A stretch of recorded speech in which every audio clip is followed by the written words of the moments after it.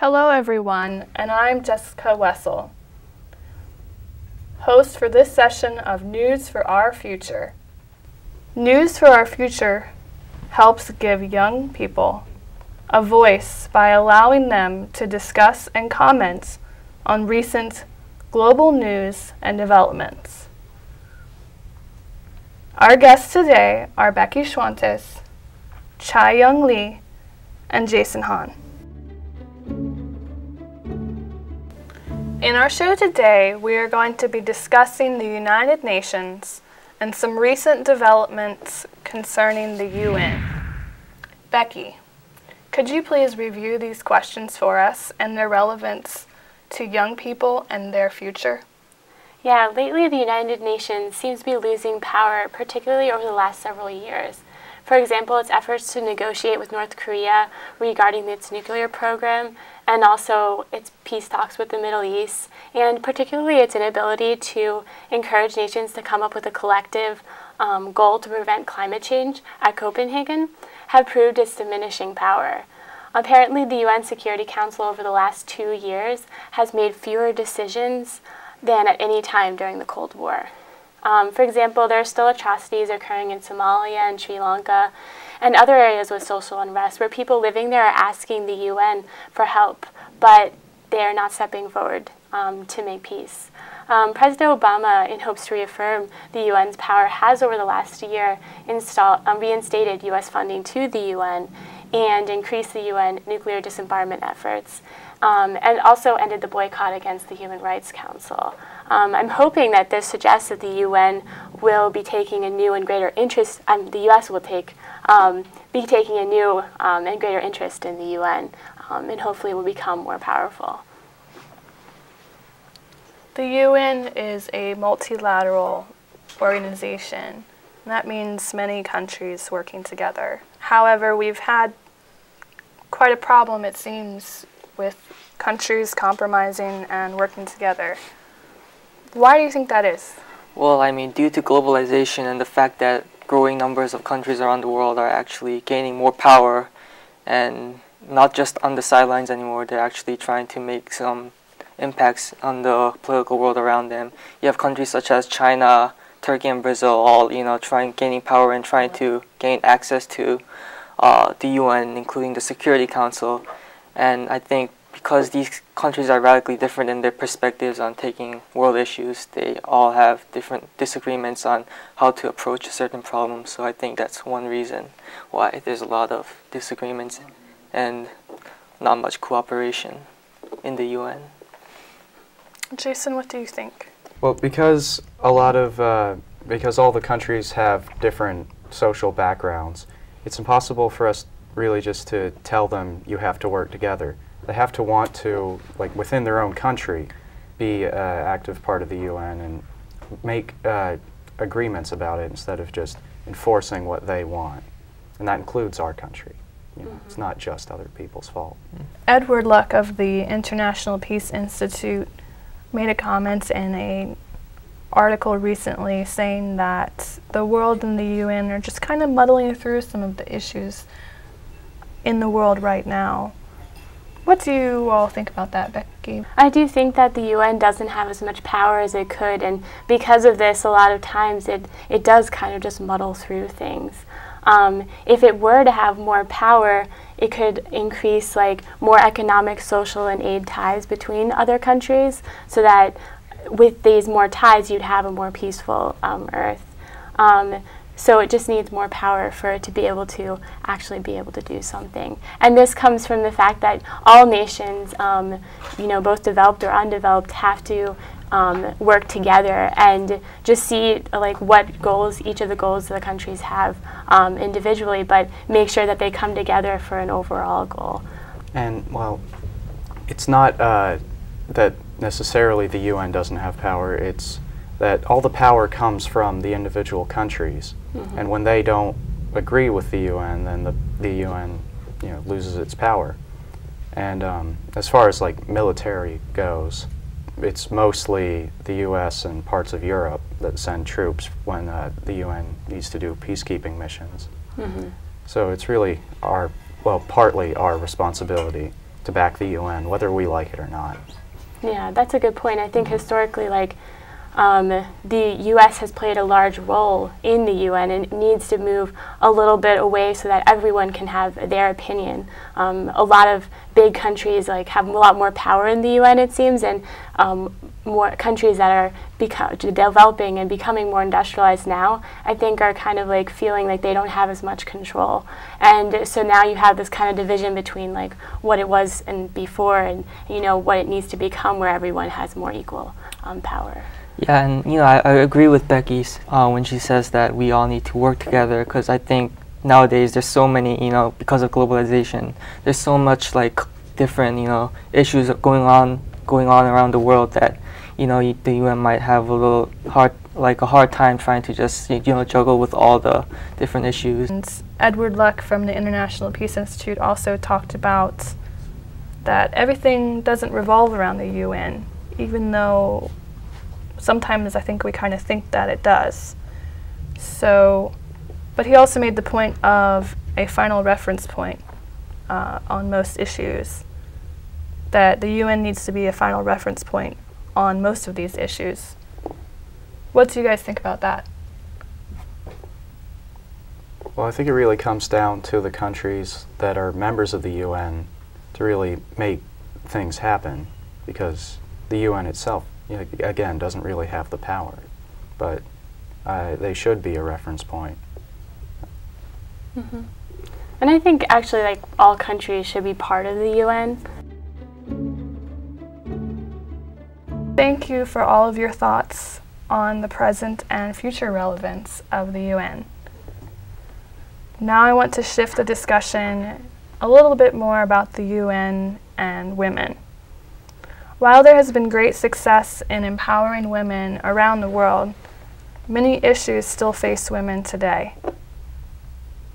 Gender inequality plagues women globally. In essentially every country, women are paid less than men for the same job. Also, many women around the world still do not have the same rights, the same basic rights as men.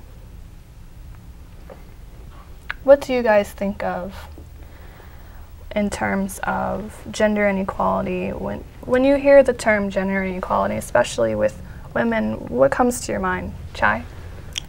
Well, I mean, I understand that, well, as you may know, the gender equality is actually part of the Millennium Development Goals. It's the third goal, and it states that it wants to promote gender equality and empower women all around the world. And I've had the opportunity to take a look at one of the report that the UN published earlier this year about how the progress is going, and the basic thing was that there was some improvements, but there was still a vast amount of inadequacy. You have poverty, especially because of the economic crisis that started and is affecting the globe. Women are having a hard time getting education, and the report also stated that men were still getting more higher paid jobs than women at an alarming degree. So I think it'll be really tough to try and just get people women all around the globe to try and gain equality, and it really depends on trying to get each government to cooperate within each country, to cooperate with the UN to try and get these tackle this issue step by step. So. Mm-hmm. Becky, what do you think? This issue actually reminds me of a book I read called 3 Cups of Tea by Greg Mordison. And it's about this guy who decides to build schools for girls in Pakistan and Afghanistan. And the theme of the book is really interesting because it emphasizes that building schools and community centers for girls in places like Afghanistan and Pakistan who have severe social unrest and occasions, rather than just bombing them, can actually have more of an impact. For the most part, people there, at least as shown in the book, they really just want to be able to feed their families and survive and stuff. So if the U.S. is coming and giving them aid and helping rebuild their nation, kind of thing, their kind of hatred or the stigmatism against the U.S. Will slowly diminish. I mean, it'll take a lot of time, but I think the best thing is just to like rebuild, and particularly focusing on building schools for girls is important, because giving women more education so that they feel comfortable, you know, taking a larger role in their families and stuff, and kind of building smaller up kind of thing, so that eventually, I'm sure their culture won't change overnight or anything, but eventually they, you know, through education get more and more power, and you know, just are able to eventually attain equality. But it has to happen within. We can't just be like, you guys just have power now, because they're not going to be able to know even what to do with it. It needs to start very small and kind of like grow upwards. Was this a true story? Yeah, it is a true story. Just wanted to clarify. Yeah. He just decides that he was actually trying to climb one of the peaks in Afghanistan. I can't remember what peak it is right now, actually. And he saw like the villages there, and he just decided that was going to be his new lifetime goal. It's a really inspiring book, actually. It's very good, yeah, and it's about a true story of like what he's been doing there. Okay, well, thanks. It's very interesting that 15 years after the wars in Bosnia, that women still have a lack of access to counseling. Many of them are still suffering because of this. What do you think we can do, or what should we suggest that organizations like the UN do to prevent this in the future, and to help these women now? I think naturally we could go in and set up counseling services as just a sort of short-term fix for it, but as far as long-term, I don't know. I'd hope long-term that we'd be more in the prevention of these issues instead of having to deal with the aftermath effects of the gender inequality issues, such as, I mean, women being raped and not having the same basic rights of even being able to go seek the medical care necessary or the psychological care necessary to get their lives back together. And a lot of times their lives weren't even, dare I say, I mean, I don't want to say that great to begin with. I don't want that to come out wrong, but measurably their standard of living and their basic rights are non-existent. Yeah, I think it's important in that case to be really training locals to be the, like, you know, therapists and stuff, so that they can really understand like what they're going through in relation to their own culture and stuff like that. Just sending like maybe a psychiatrist from the US or something just wouldn't really be effective. So it's important to train people there to help out. Would be a good solution, at least in the short term. But again, I like your idea. Yeah, we need to be like in the long term preventing these issues from happening. And what's amazing is, as we mentioned before, these issues still occur everywhere. We've talked a lot about developing countries, but what about developed countries like those in Europe and the United States? How can we help empower women and supersede the stereotype of a woman is paid less for the same job and things like that? What do you think we could do to prevent that? I think in our country, at least, we can just use education as a tool, and over time, you know, later generations won't be raised with that as strong a I don't know. Prejudice? Prejudice, thank you. They won't be raised with as strong a prejudice, and so they won't even consider it. But there's not a whole lot more you can do just for the short term on that in developed countries anyway.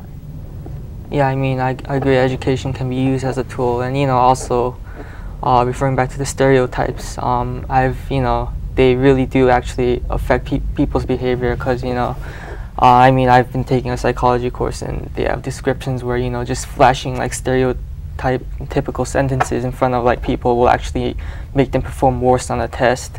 So I mean, these things really do exist, and I think one of the things we need to do is, just try and, I guess form interest groups or like organizations that try to get the message out to people that, women are just as, capable as men as doing all these other activities. So I think. I think it's mainly something that we can all help fix here, and because again, once the laws are set up, making them legally equal, there's not a whole lot more the UN can do. I mean, if it's the law that women are equal in a country, there's still just the whole social problem, and that's a little bit more than the UN can, can enforce.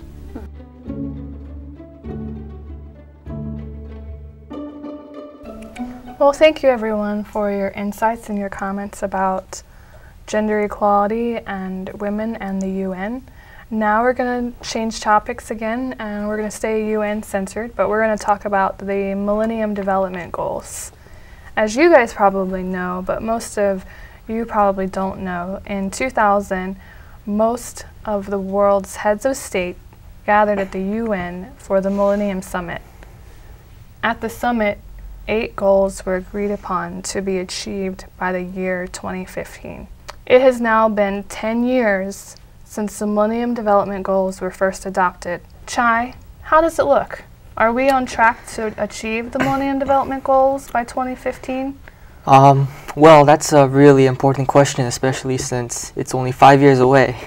As I mentioned earlier, the United Nations actually released a report about their progress towards the MDGs earlier this year, and I've taken a look at it, and to be honest, a lot of excuse me, a lot of the things that they mentioned in the report was that for a lot of them they have made some progress, but there's still a lot of inadequacy in their progress, or it has been either slowing down or completely just leveled off.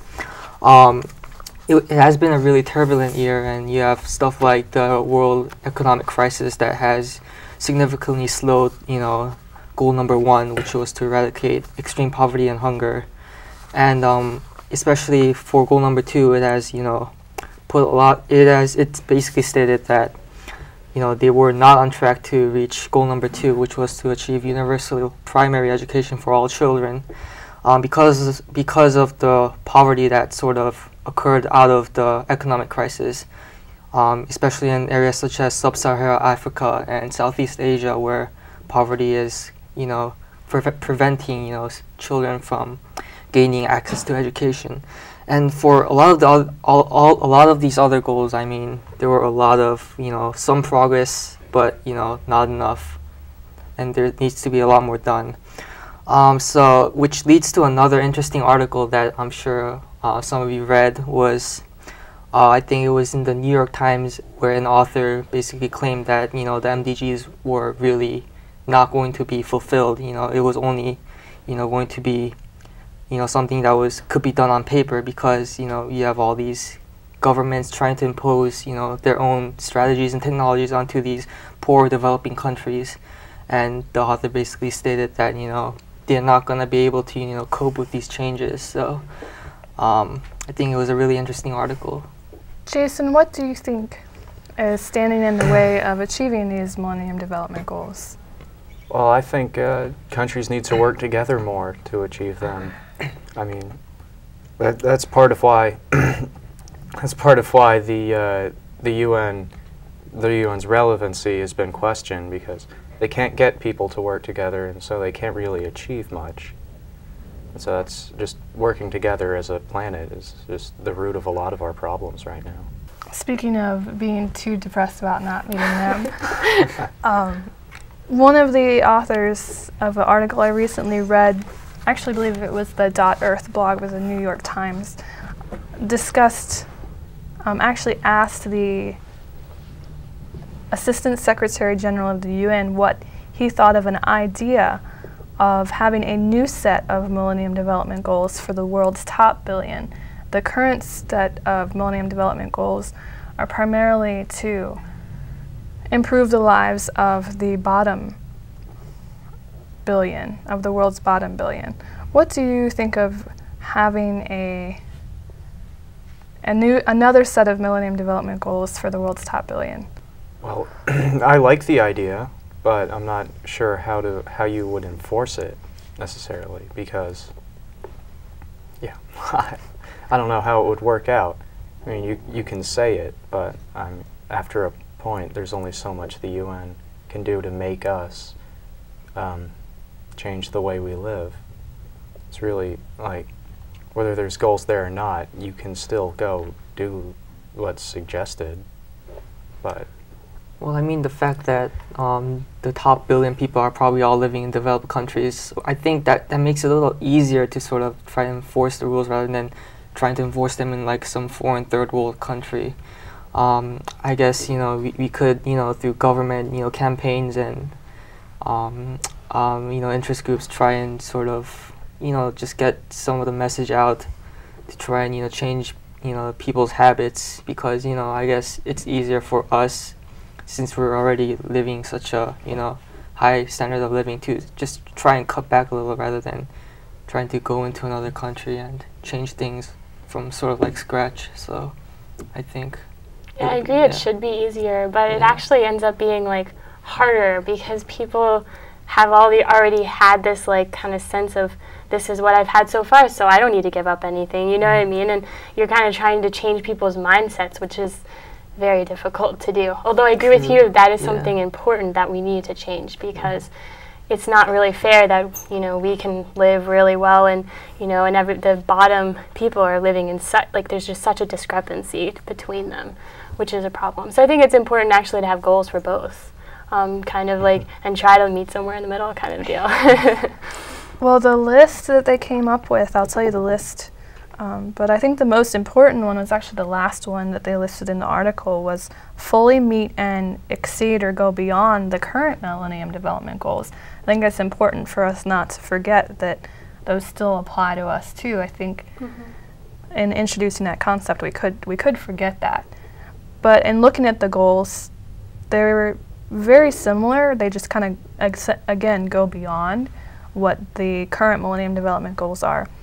But the Assistant Secretary General of the UN, along with the author of this blog, came up with this list, and he said the first one would be cut greenhouse gas emissions by 50%, convert more than 40% of agriculture to sustainable production, change 13 of the 22 million fishing boats to alternate activities to replenish and save depleted stocks, decrease the average animal protein intake by 20% per person on average, shift the tax burden away from work to consumption, depletion, and contamination of natural capital. Also, make rules and support systems that around intellectual property rights to make them more supportive towards research and development, because a lot of times we just want to keep those for ourselves, and you know, a lot of the countries are like, oh well, we found this and we found that, and they don't really, you know, work together in those instances.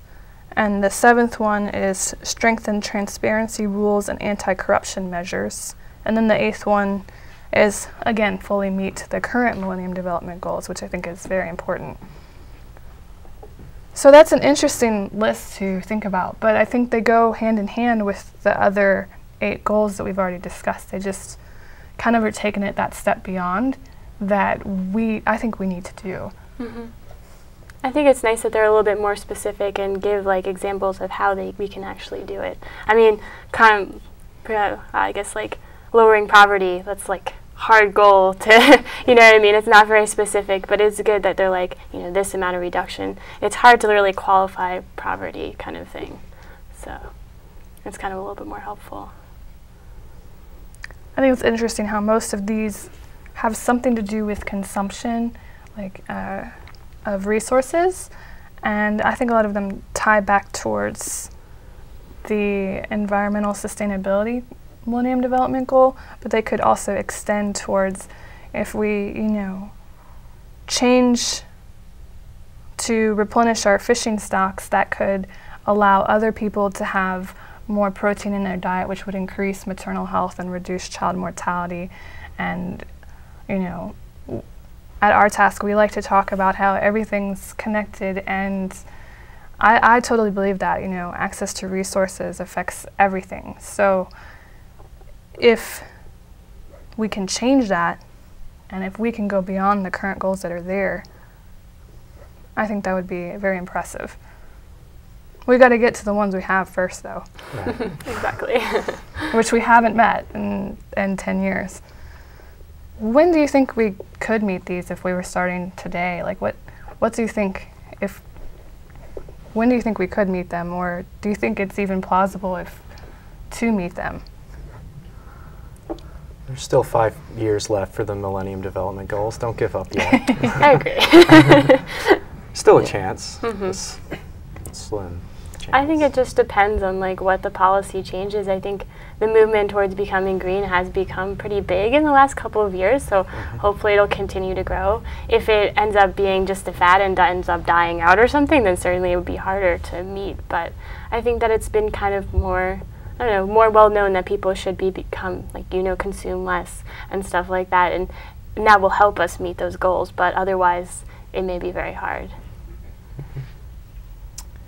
And like the problem of, excuse me, trying to just, because I'm sure the top billion people live in various countries, so I think I'm just wondering how they would sort of like classify those top billion, and sort of how they would contact them. Would they like just, well, odds are, if you're watching this, you're in the top billion. Agreed. Well, we have discussed a lot today, and I hate to cut it short, but we actually have run out of time today. But thank you, everyone, for contributing your thoughts and your comments about the UN and the world's problems as we see them and as they pertain to our future.